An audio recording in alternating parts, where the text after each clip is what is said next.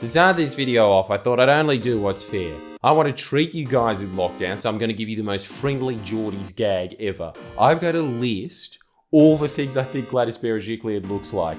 This New South Wales politician looks like this thing. How could it get any more Friendlyjordies? Maybe if I was wearing a woman's wig, but I can't be bothered to go in the other room and get one. But instead, I will do it in the style of a Pokemon rap with about 2.5 minutes of prepping. Let's go, kids!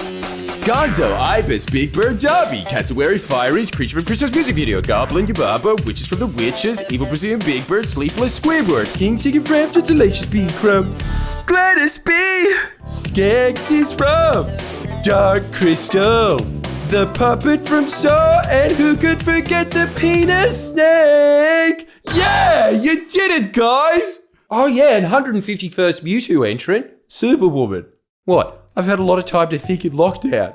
You think that was too mean? I'm not asking you, Nicole Flint. I'll make a list for you another day. Anyway, don't blame me. It's not my fault Jim Henson was a time traveller. How was I supposed to stop him from going into the future and base all of his puppet designs off the Premier of New South Wales? Even then, what Jim did is not as mean as what she's done, causing thousands of new COVID cases and throwing 8 million people in lockdown because you're more interested in preserving your image than you are in preserving the hospital system.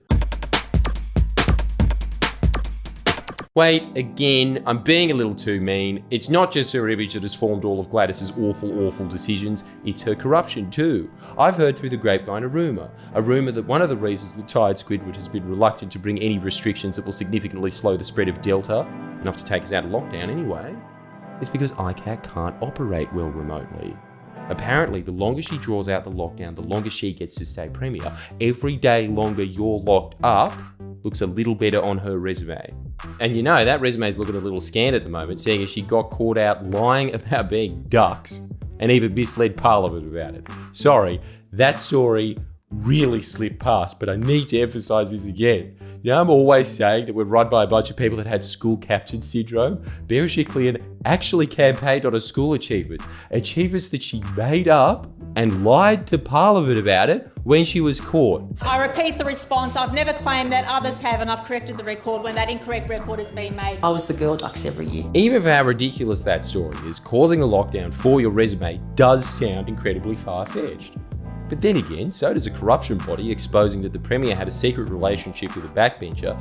Then in the relationship, that backbencher going on to get the Premier to do all sorts of favours, such as taking over commissions to help facilitate his corruption, all of it accumulating with the Premier herself lying countless times, and the public getting to see her reaction as she's played the phone call intercepts that beyond a shadow of a doubt prove her subterfuge, with the public not objecting to that blatant corruption. In fact, Gladys getting a boost in popularity from it.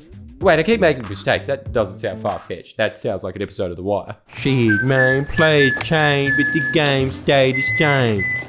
Barra's coming! Oh shit! Barra ain't leaving till he gets his grant, stooge. Still, you can't deny that at the very least, ICAC would be in the back of her mind. You finding a book you borrowed from your high school library under your bed years later stresses you out, let alone a corruption commission poking around you harder than Daryl Maguire did. Remember a woman who should be writing CD reviews for JB Hi-Fi, Alex Smith, writing, "Can we have a Premier who trusts so willingly?" How about, can we have a press that trusts so willingly? Because if you do something Alex Smith never f***ing does, which is look at reality, their constant toadying to these ducks of nothing has definitively helped spread COVID. As undeniable a fact as Turn Me Loose by the Young Divas is the greatest song ever made. I gotta do it my way. No, but seriously, I wish them all the best. Young Divas Reunion 2021. Come on, we need our spirits lifted after COVID. Failing that, at the very least, tell me what the f*** happened to Savage. The press for a year chastised Dan Andrews for daring to follow health advice. Yet when it was time for Berejiklian to do the same, they encouraged her to put the lockdown off.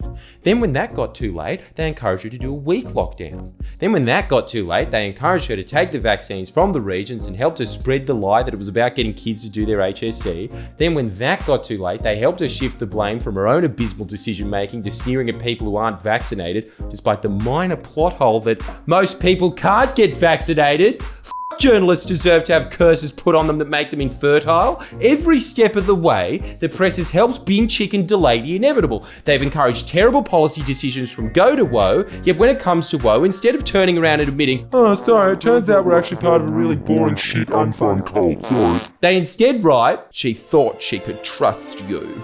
Sydney Morning Herald exclusive into why your inability to stay inside is stressing out Gladys. yeah, 2 questions about that. First off, why the are you buying a newspaper that's more or less saying, Exclusive into why you're to blame for the young divas breaking up. second, how, in any way, is it your fault that she didn't follow the health advice? Especially when not only did her government not follow the health advice, they stopped you from knowing what it is. Here's Health Minister and future Parklea prison inmate Brad Hazzard doing exactly that. Would you be able to provide on notice to the committee the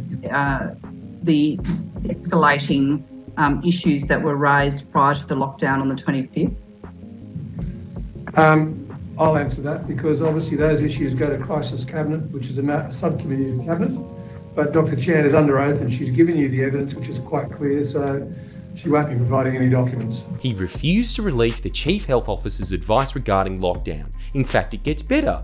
Andrew Clennell revealed that Gladys Berejiklian rebuffed the CHO's advice for a tougher lockdown at the start of August. It's a pretty weird hill to die on. A longer lockdown, but at least in the lockdown you can go 10 kilometres to exercise, not 5. Oh, well, while we're at it, why don't we make the rules masks in Coles, no masks in Woolies? How do you have to put one of those boxes over your head that they give you to pack your stuff in? I really don't understand why if you're making a cake you'd say, I'll just put in double the flour the recipe says. That'll produce exactly the same result. And again, I have to preface the next sentence with I'm not joking because this certainly does seem like a joke, but Berejiklian's media director is in the Crisis Cabinet.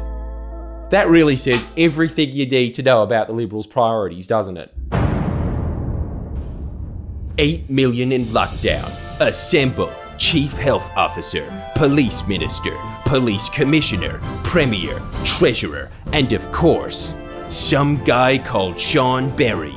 Qualifications used to be on 7 News. Look, this is all well and good, but the real crisis is if we don't get a photo of her wearing a mask. Sorry, I misled you again. The Police Minister and Commissioner aren't in the Crisis Cabinet. They had to make way for Sean Berry. That could just be a testament for how shit Mick Fuller and David Elliott are, but in all likelihood it's just yet another testament for what Gladys cares about. Her image. How she looks to be handling a crisis is her crisis. If you think that there is any other reason than that, why then did Sean and the gang decide that instead of announcing a statewide lockdown in a press conference, you know, those COVID ones that they've been having every single day, oh no, a statewide lockdown isn't newsworthy enough for a press conference, that's not Gladys announcing that her job's tough. Here's a genius idea, we'll put that out on John Barilaro's Twitter. You know, the guy that gets about 25 likes. Star power. Sean's instinct, obviously, is to bury news that makes Berejiklian look bad. The only problem is that news that makes her look bad is vital public health information. Also, why Barilaro's Twitter account? That man has 12,000 followers. I have like 7 times the followers of John Barilaro on Twitter. I'm pretty sure he's probably blocked more people than follow him. In fact, some of the people he's blocked were members of parliament. Those members of parliament couldn't be informed of the statewide lockdown because maybe a year ago they asked, hey, why did you vote against the Royal Commission into the MDBA? Shut the f*** up! That guy's Twitter, Mr. Botox, was the pivotal node of communication. God, that fills me with confidence if a comet ever comes hurtling towards Sydney. Last tweet ever made. You city slickers deserve that shit for looking down on the bush. One of my houses! We know from experience Sean's not just an idiot, but a slimy idiot. When my producer Christo had a press pass to Parliament, he called up Sean to get the press conference list. Sean said he'd contact him later. Christo kept calling, kept getting ignored, until one day he got an email saying where the press conference was. So he went to the press conference, got let in, asked a question that Sean didn't like, so the cops tried to kick him out. Christo informed the cops he'd spoken to Sean. Sean said he'd never spoken to Christo in his life. He even gave Sean a chance to remember the call. Sean still denied it, so then Christo showed the cops the phone records from days earlier that proved Sean was lying. What a dickhead. He also threatened Andrew Clennell for doing his job. When Andrew asked about the biggest corruption scandal in recent history, Sean texted him legal threats to shut him up. So here's the point.